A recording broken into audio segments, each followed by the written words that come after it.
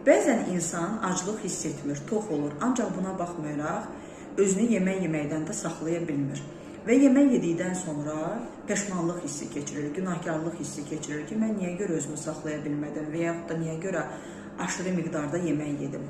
Bu, insanın daxili boşluğu ilə əlaqədardır. Bu daxili boşluq uşaqlıq travmalarından irəli gəlir. Uşaqlıq travmaları dediyimiz insanın uşaqlıqda basdırdığı aqressiyası və yaxud da onu verilməyən sevgi ilə əlaqədardır. Ümumiyyətlə, insanın aşırı yemək yeməyi onun səssiz üsyanıdır. Çünki insan təməl ehtiyacları yalnız onun yemək yeməyə bəslənməsi deyil, həmçinin onun anlaşılması, sevilməsi, dəyər görməsidir.